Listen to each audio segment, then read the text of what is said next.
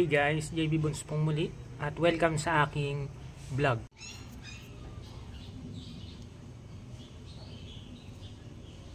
So ito na yung ating red balete, no, na i-reposition. Tatanggalin ko lang siya dito sa lupa kasi dumirek. Lumusot na yung mga ugat doon sa paso at bumao na sa lupa. So, tanggalin lang natin yan. Then ayusan na natin. Tanggalin ko lang pagka.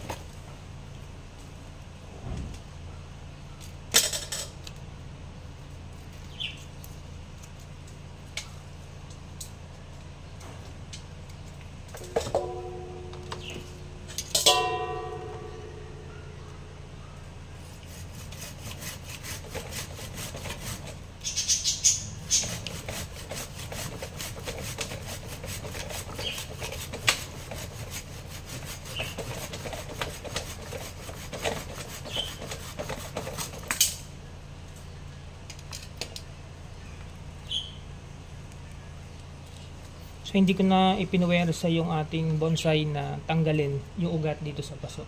Kasi kung makikita mo dito, yan, so may butas, is sobrang laki na ng ugat. So hindi na natin siya mahatak basta-basta. So kaya pinutol ko na lang yung ugat para less stress na din dun sa ating bonsai materials.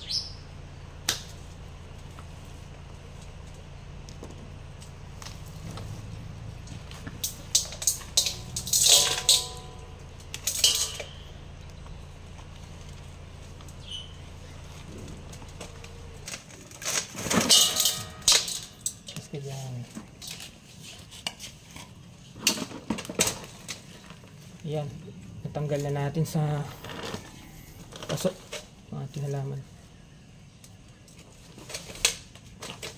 So lilinisin ko lang para mas madali siyang maayos. So ito na guys, natanggal na natin sa paso at nalinisan ko na. So ngayon, yung posisyon naman niya doon sa paso niya, yung ating pag-aaralan.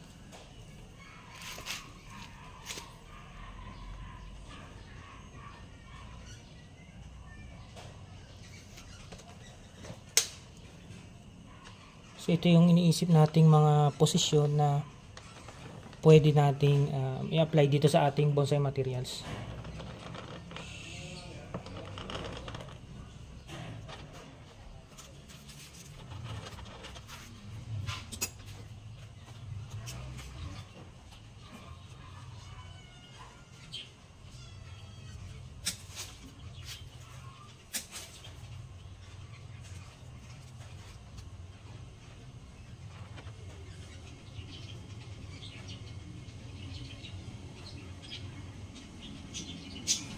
So sa tingin ko ito na yung pinakamagandang posisyon para dito sa ating materials. So ngayon naman ay lilinisan ko at tatanggalin ko yung wire at saka yung mga dahon.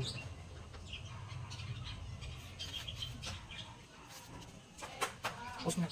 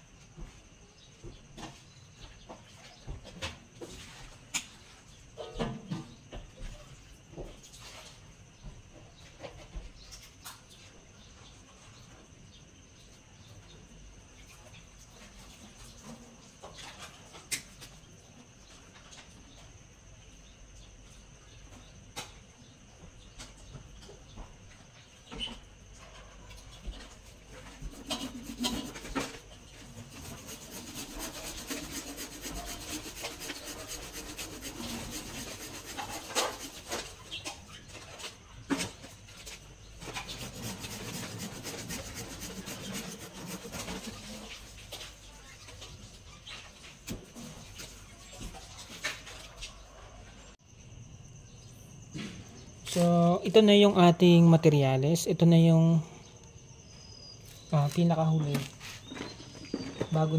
Pinakahuli kong ginawa bago ko siya itanim. So, ito na yung napagdesisyonan kung magiging estilo niya. Medyo matagal nga para sa itong materyales na to. Mga 5 taon na rin siguro sa akin to. Bago naging ganito kataba yung kanyang katawan.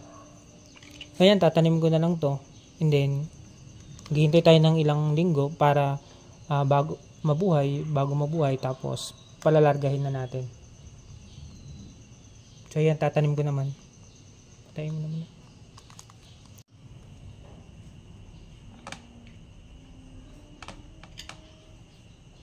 Ito na guys yung ating red balete na naitanim ko na sa training pot niya.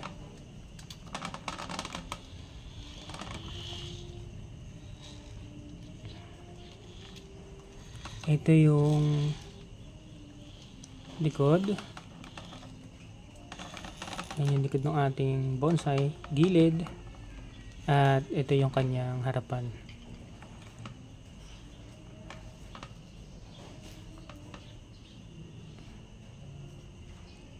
So yan, wait lang natin ng ilang linggo, ilang araw na mabuhay siya. Then train natin pag medyo wild na yung mga branches niya. Salamat po sa panonood at sa pagstay sa aking channel. God bless po sa inyo. Happy bonsai.